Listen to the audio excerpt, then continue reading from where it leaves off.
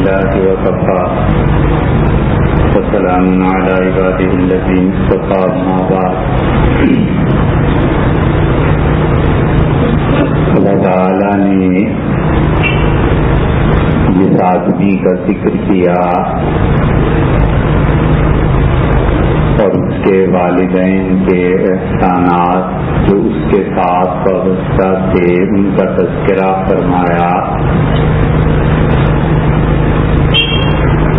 تو یہ بتایا کہ فلما بلغ اشدہ، اور جب وہ آدمی اپنی جوانی کے زور کو پہنچ جاتا ہے، یعنی اس کے جسم کی جتنی قوتیں ہیں وہ سب کی سب اپنے شباب اور عروج پر ہوتی ہیں.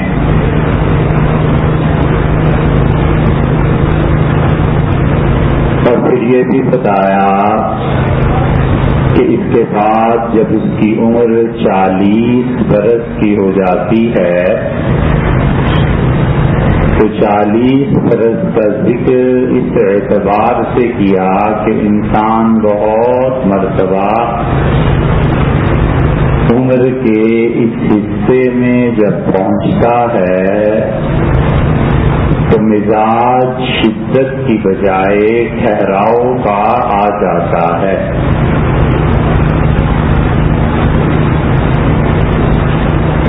جن باتوں پہ صرف 15 سال پہلے وہ لڑ پڑتا تھا،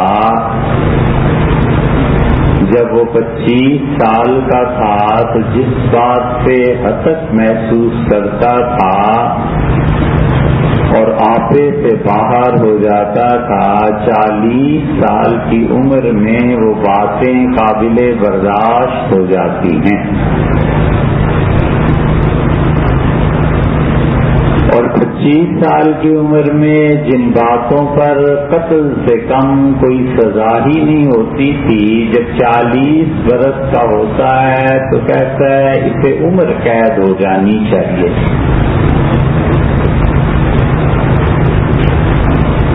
زمانہ اور حالات دو طرح سے سکھاتے ہیں. عقل مند آدمی وہ ہے جو زمانے اور وقت کے اشارات کو سمجھے اور خود عقل اختیار کرے. پہاڑ ہے اور اس سے ٹکر لینا ہے تو عقل سے کام لے کہ گوشت اور گوشت پہاڑ سے ٹکرا کر خود تباہ ہوں گے. اور جو آدمی زمانے کے اشارات کو نہیں سمجھتا یا عقل سے کام نہیں لیتا، پھر دوسرا طریقہ ہے، اور دوسرا طریقہ یہ کہ زمانہ بڑی بے دردی کے ساتھ اسے عقل سکھاتا ہے. جو آدمی عقل اور ٹھنڈے مزاج سے کام نہیں لیتا، زمانہ اسے یوں باندھ کے کچلتا ہے تو جو مرضی چیخے چلائے اور گالیاں بکے، زمانہ اپنا اثر اپنا عمل پورے کیے بغیر نہیں چھوڑتا. اسی لیے قدرت خاموشی سے ہمیں سکھاتی ہے اور پلوں کے نیچے کے ستون ہمیں سکھاتے ہیں کہ پانی کے زور کو توڑنے کے لیے کبھی بھی چوکور کالم نہیں بنائے جاتے، گول بناتے ہیں. قدرت خاموش پیغام دیتی ہے اور وہ بتاتی ہے کہ جو چیز اللہ نے نرمی میں رکھی ہے وہ سختی میں نہیں. اور حضور صلی اللہ علیہ وسلم نے ایک جملے میں عقل کی بات سکھائی اور آپ نے فرمایا اللہ جو کچھ تمہیں نرمی پر دے دیتا ہے سختی پر نہیں دیتا. سختی سختی سے آقا اپنے غلام کی اور ظالم مظلوم کی اور زور دست آدمی زیر دست کی اور غالب اپنے مغلوب اور محتاج کی زبان بند کر دیتا ہے، لیکن اس کے دل سے جو آہیں اور بددعائیں نکلتی ہیں اللہ کے عرش سے پہلے انہیں کوئی نہیں روک سکتا،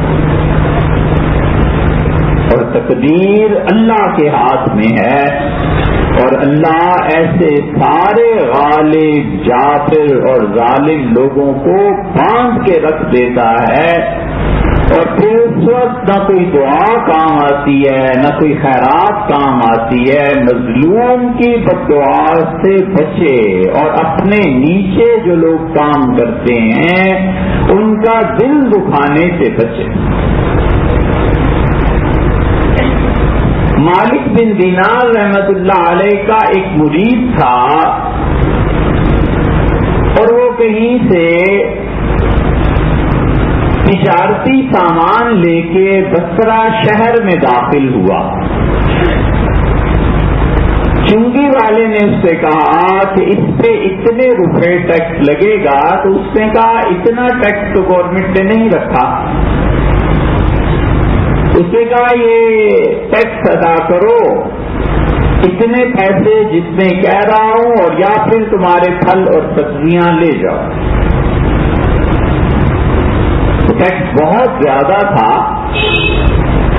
آدمی نے سوچا کہ پھل اور سبزیاں ضائع ہو جائیں گے، دیتا ہوں تو اتنے پیسے مجھے خریدار سے وصول کرنے ہیں، میں اپنی جیب سے کہاں دوں گا، لوگوں پر بوجھ پڑ جائے گا، ظلم ہوگا۔ تو اس نے کہا کہ آپ مالک بن دینار کے مرید ہیں؟ اس نے کہا میں حضرت کی مجلس میں جاتا ہوں۔ تو اس نے اپنی سبزیاں فروٹ ایک کنارے پہ رکھا اور مالک بن دینار رحمت اللہ علیہ سے جا کے عرض کیا کہ حضرت اگر آپ سفارش کر دیں تو اللہ کی مخلوق اتنے ٹیکس اور ظلم سے بچ جائے گی۔ تو انہوں نے کہا بڑی نیکی کا کام ہے، میں تمہارے ساتھ ہی چلتا ہوں۔ وہ مرید چنگی والے نے دیکھا، بڑا حیران ہوا، اٹھ کھڑا ہوا کہ حضرت تو کبھی کسی کی سفارش کے لیے آئے نہیں، یہ کیا ہوا؟ خیر آؤ بھگت کی۔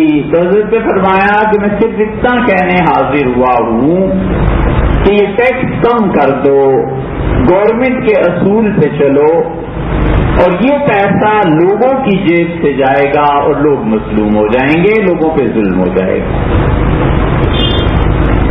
اس نے کہا حضرت میرے اختیار میں ہے اور میں اسے بالکل فری کر دیتا ہوں۔ انہوں نے کہا تمہاری مرضی، اور چل پڑے۔ جاتے ہوئے یہ سارے جو ظالم ہیں وہی جملہ ادا کرتے ہیں، اس نے بھی وہی کیا، پرانی روش چلی آتی ہے۔ اس نے کہا حضرت دعاؤں میں یاد رکھیے گا۔ تو مالک بن دینار رحمت اللہ علیہ مڑے اور اس برتن پر ہاتھ رکھا جہاں ٹیکس اور چنگی کے پیسے ڈالتے تھے، فرمایا اس برتن سے کہو تمہارے لیے دعا مانگے۔ چل پڑے۔ تو پیچھے آیا اور اس سے کہا حضرت سمجھ میں نہیں آئی کہ برتن میرے لیے کیسے دعا مانگے۔ تو انہوں نے کہا سمجھنے کی کوشش کرو کہ ہزاروں مظلوموں کا مال جو اس برتن میں جاتا ہے ان کی خدا رد کر دے بددعائیں، اور ایک مالک کی قبول کر لے، یہ کیسے ممکن ہے؟ اس برتن سے کہو تمہیں بددعاؤں سے بچا۔ اس لیے آدمی حتی اذا بلغ اشدہ، یہاں تک کہ اپنی طاقت کو پہنچتا ہے، تو بلغ 40 سنہ، اور اللہ نے کہا جب وہ 40 سال کا ہو جاتا ہے یہ طاقت تھوڑی سی ماند پڑتی ہے، اپنی اولاد ہو جاتی ہے، بچے ہو جاتے ہیں، بہت کچھ اولاد سکھاتی ہے، اور اللہ نے اگر اس اولاد کی محبت دلوں میں نہ ڈال دی ہو تو 30 سال جب باپ کے ہوتے ہیں، 5-4 سال کا بچے اس کے روتے ہیں، 1-2 نیند سے اٹھنا پڑتا ہے، اگر یہ محبت نہ ہو تو اٹھا کر اولاد کو گلی میں پھینک دے، دیوار پہ دے مار۔ یہ اللہ ہی ہے جو لوگوں کی محبتیں دلوں میں ڈالتا ہے، اس لیے دل کے برتن کو پاک رکھے تاکہ پاک لوگوں کی محبت اس میں آئے۔ جب دل کا برتن ناپاک ہوتا ہے تو اس میں پاک لوگوں کی محبت نہیں آتی۔ کافروں کے دل ناپاک تھے، انبیاء علیہ السلام کی محبت نہیں آئی، اور جس کافر کا دل پاک تھا، شرک اگرچہ تھا لیکن دل ظلم اور کبر سے پاک تھا، اس میں محبت اللہ نے ڈالی۔ یہ ظلم اور کبر یہ ایسے زنگ ہیں جو چڑھ جاتے ہیں برتن پہ، دل کے برتن کو زنگالود کرتے ہیں، گندا کرتے ہیں، اور اس میں پاک چیزوں کی محبت نہیں آتی۔ اسی لیے اللہ کی محبت نہیں آتی۔ اللہ کے اور بندے کے درمیان سب سے بڑا بت جسے انسان نہیں توڑتا وہ اس کا اپنا نفس ہے، اسے ہستی کی تلقین کرتا ہے کہ تم دو، اور جب 40 سال کا ہوتا ہے اور یہ بت کچھ ٹوٹنے لگتا ہے، اللہ نے فرمایا پھر وہ مجھ سے دعا مانگتا ہے اور کہتا ہے رب اوزعنی ان اشکر نعمتک التی انعمت علی۔ اللہ نے بتایا کہ جب تم 40 سال کے ہو جاؤ تو مجھ سے یہ دعا مانگا کرو۔ یہ دعا مانگے، اور اس دعا کا سب سے بہتر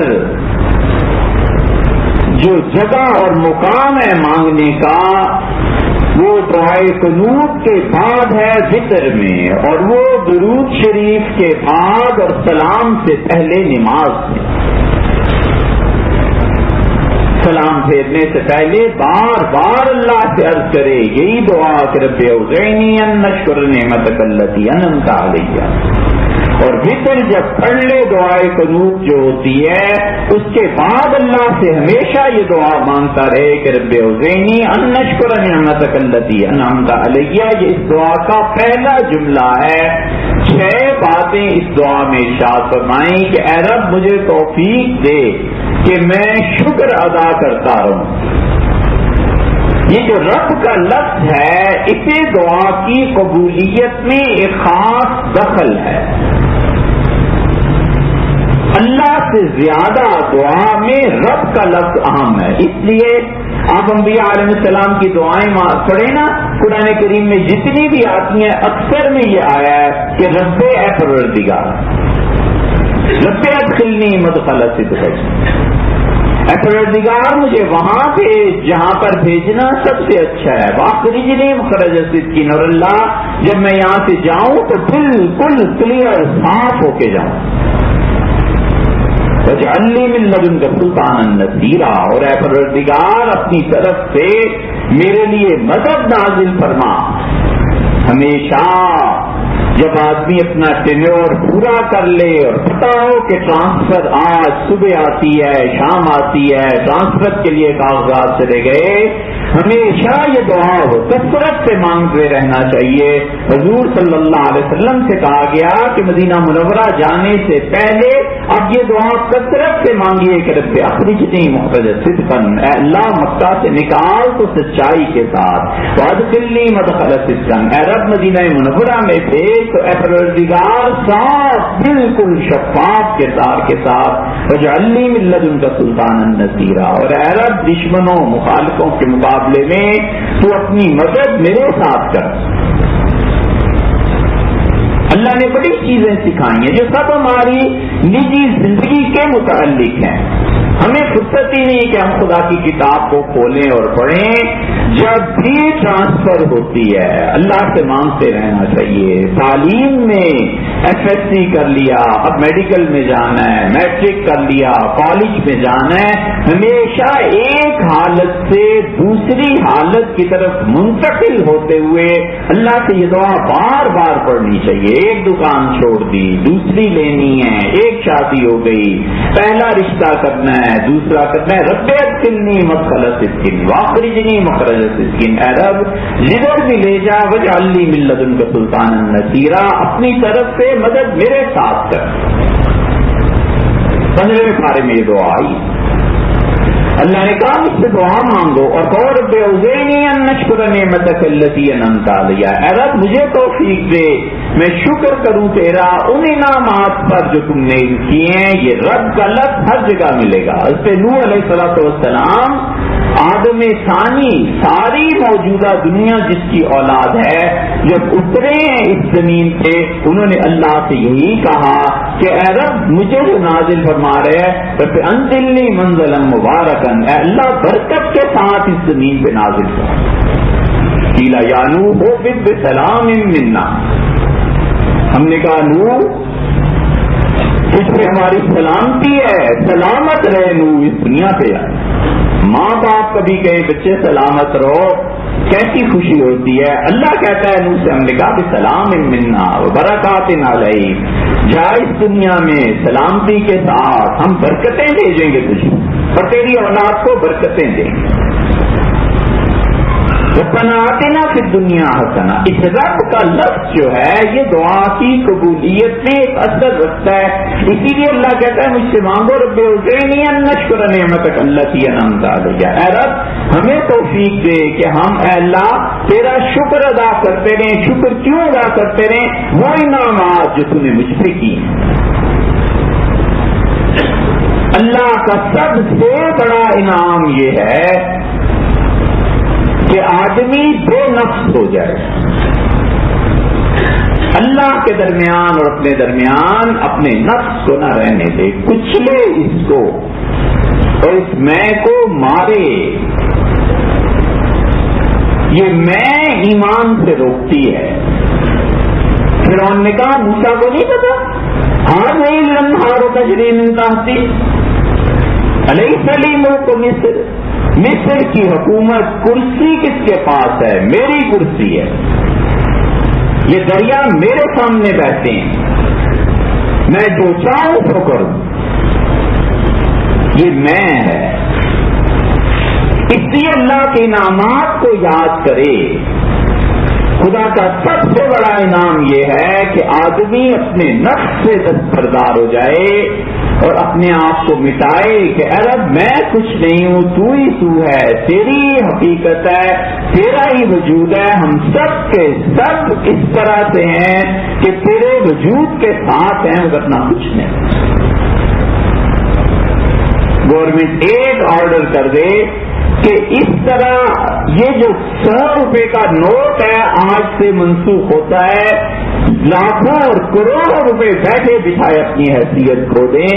اللہ جب موت دیتا ہے تو بیٹھے بیٹھے آدمی ختم ہو جاتا ہے، حیثیت کچھ نہیں رہتی، وجود اور ہستی اللہ کی ہے، ہم سب اس کے ہونے سے ہیں، اگر وہ چھوڑ دے تو کچھ نہیں۔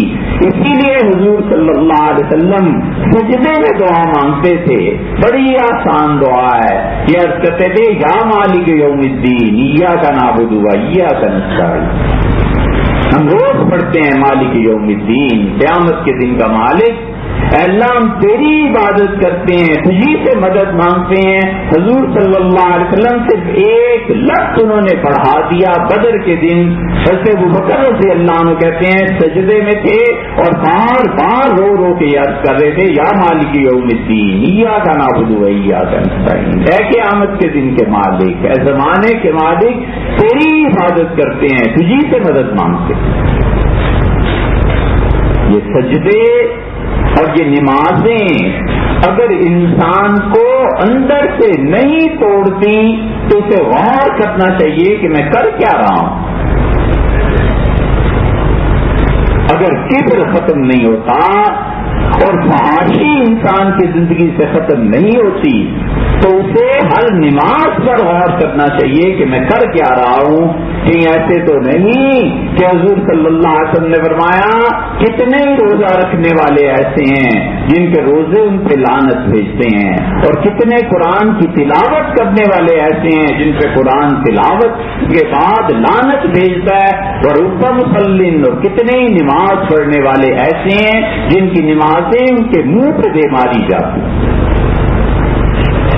ہو نہیں سکتا کہ ڈاکٹر ایک ایک چیز جانتا ہو اور دوا کی تشخیص کرے اور مریض پہ اثر نہ ہو۔ اللہ کہتا ہے تمہاری نماز ایسی ہونی چاہیے، یعنی نماز کا اثر تمہاری شخصیت پہ یہ مرتب ہونا چاہیے کہ ان الصلاۃ تنہی عن الفحشاء، نماز روکتی ہے بے حیائی سے، والمنکر، اور وہ برائی کے کاموں سے۔ تو برائی کا کام جو کرتا ہے اپنا پیسہ، اپنی طاقت، اپنی قوت، اپنا زور کچھ تو ہوتا ہے نا جس کے بل بوتے پہ کرتا ہے، تو جب تکبر اور فحاشی یہ دو چیزیں انسان کی زندگی میں رہیں اور نماز بھی پڑھتا رہے، تو نماز پر غور کرنا چاہیے کہ اس دوائی کا اثر ہمارے دو مرضوں پر کیوں نہیں ہو رہا۔